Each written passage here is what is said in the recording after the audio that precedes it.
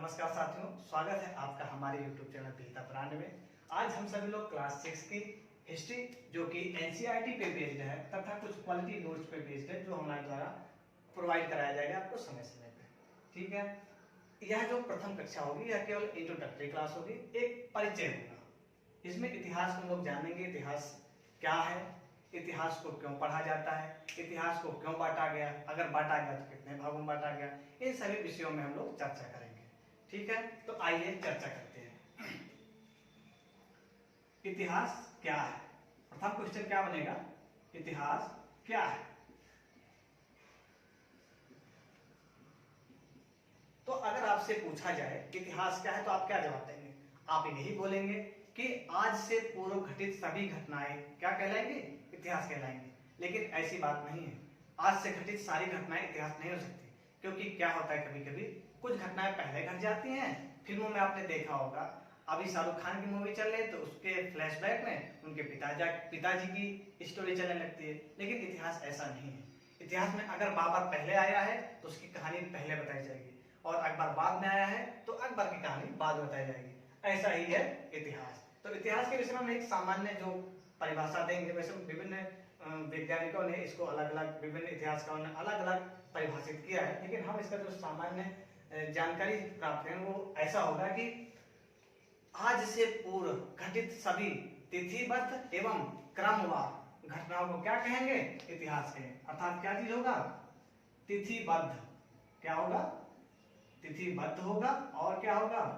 क्रमवार। क्योंकि इतिहास तो हिंदी भी बताता है, अंग्रेजी भी बताता है, और बहुत सारी जो लिटरेचर के सब्जेक्ट है वो भी इतिहास बताते हैं, लेकिन उनमें क्या होता है? क्रमबद्धता नहीं होती है। ठीक है, लेकिन इतिहास जो होगा उसमें क्रमबद्धता होगी। बहुत सारी चीजें क्रम में ही जानकारी प्राप्त करेंगे। अगर पूरा पाषाण काल है तो उसके बाद फिर ऋग्वैदिक काल आएगा, सिंधु काल आएगा, ऐसी फिर राजा महाराजा, बहुत सारे ऐसे लोग आते जाएंगे। ठीक है, तो इतिहास शुरू कब से हुआ? ठीक है, तो एक वैज्ञानिक थे यूनान में, नाम था, यूनान में थे, क्या नाम था? हेरोडाटस। ठीक है, हेरोडोटस। ठीक है, इन्होंने सर्वप्रथम अपनी पुस्तक हिस्टोरिका, इनकी पुस्तक का क्या नाम था? हिस्टोरिका।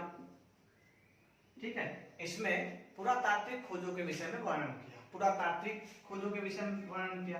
अब पुरातात्विक है क्या? ठीक है, प्रश्न उठता है पुरातात्विक क्या है यार? पुरातात्विक क्या है? पुरातात्विक अर्थात पुरा मीन्स होता है प्राचीन, तात्विक मीन्स होता है तत्व, अर्थात प्राचीन तत्वों से जानकारी जो प्राप्त होती है उसे कहते हैं पुरातात्विक।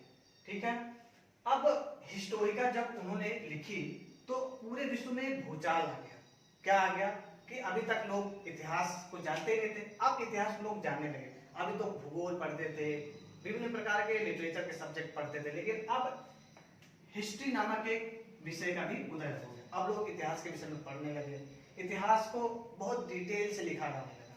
ठीक है, वो परिवर्तन कब से आया? जब यूनान के हेरोडोटस ने हिस्टोरिका नामक पुस्तक लिखी। अब जो बात होती है आगे, विभिन्न प्रकार के वैज्ञानिक है, उन्होंने अपने हिसाब से बहुत सारे कालों को विभाजित किया। जो हम लोग सामान्य आइडिया से इतिहास को विभाजित करेंगे। इतिहास को कैसे विभाजित करेंगे? इतिहास को 3 भागों में विभाजित करेंगे। पहला जो होगा वो होगा प्राग ऐतिहासिक। क्या होगा? प्राग ऐतिहासिक। ठीक है,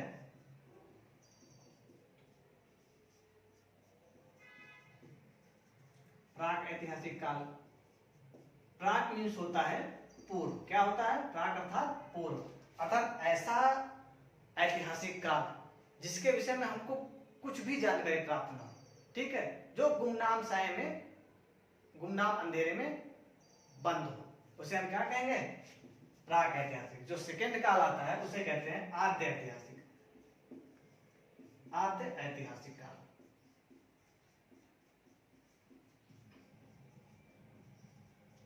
अर्थात इसमें लिखित सामग्री अनुपलब्ध। ठीक है, इसमें उपलब्ध तो है लेकिन क्या है? पढ़ी नहीं जा सकी। उपलब्ध है परंतु अपठनीय।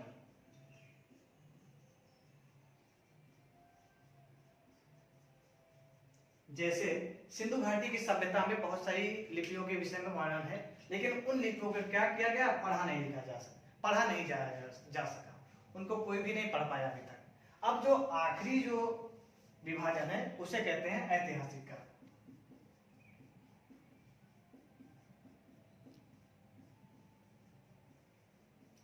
ऐतिहासिक काल कैसा, लिखित सामग्री भी है, उसको पढ़ा भी जाया जा सका है, पठनीय, अर्थात ऐसा काल जिसके विषय में हमको लिखित सामग्री भी प्राप्त है और उसको हम पढ़ भी सके हैं। जैसे हो उदाहरण के लिए लिख लीजिए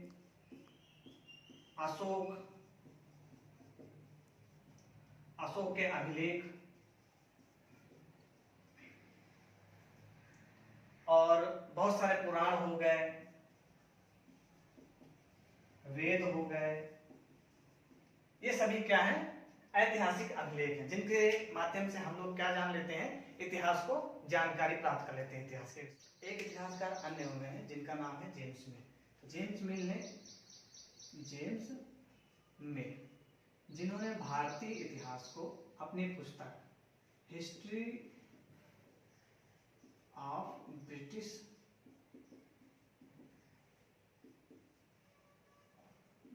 इंडिया में इतिहास को 3 भागों में बांटा, ठीक है। जो प्रथम काल इन्होंने प्राचीन काल का नाम रखा है, प्राचीन काल का नाम इन्होंने हिंदू काल रखा है। हिंदू काल इसलिए रखा है क्योंकि इस समय, इसका जो समय काल है वो लिख लीजिए 750 ईस्वी, ठीक है।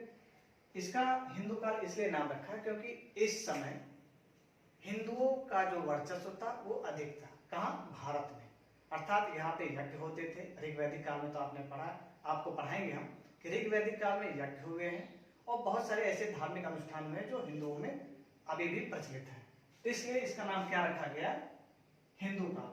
फिर जो मध्य वाला काल आया है, मध्य काल का इतिहास, उसको जेम्स मिल ने इस्लामिक काल कहा है, इस्लामिक काल कहा, और इसका जो समय सीमा है 750 से 1757 ईस्वी तक। इस्लामिक काल इसलिए कहा है क्योंकि इस समय भारत में अरबों का आक्रमण हो गया था, अर्थात इस्लाम का उदय होने लगा था। जो भारत में प्रथम आतताई था, आक्रमणकारी था, उसका नाम था मोहम्मद बिन कासिम। क्या नाम था, मोहम्मद बिन कासिम, प्रथम अरब आक्रमणकारी।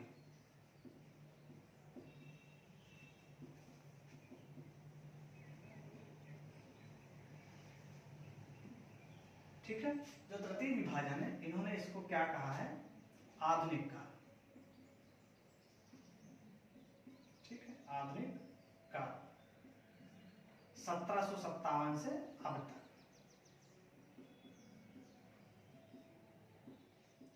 अंग्रेजों ने अपने आप को क्या बताया है, धर्म सुधारक, समाज सुधारक और विभिन्न प्रकार के सुधारों का जनक, ठीक है। तो इसलिए इसका नाम क्या रखा है, आधुनिक काल। इनका यह मानना था कि हम केवल अगर कहीं बस रहे हैं, किसी को अपना उपनिवेश बना रहे हैं, तो वहां पे हम लोग क्या करेंगे, सुधार करेंगे। तो इसलिए इसका नाम क्या रख दिया इन्होंने, आधुनिक काल या सुधार काल। अब हम सभी लोग, इंट्रोडक्शन की क्लास समाप्त हो गई है। आप सभी लोगों के लिए हम जो अगली क्लास चैप्टर वाइज और चैप्टर में जो टॉपिक वाइज है, सभी चीजों को हम लोग लिखेंगे और हम लोग जानकारी प्राप्त करेंगे फ्रॉम स्टार्टिंग टू एंड कि इतिहास कक्षा 6 में है क्या, ठीक है। और अगर हमारा वीडियो अच्छा लगा हो तो लाइक करिए, सब्सक्राइब करिए और ज्यादा से ज्यादा शेयर करिए। Keep supporting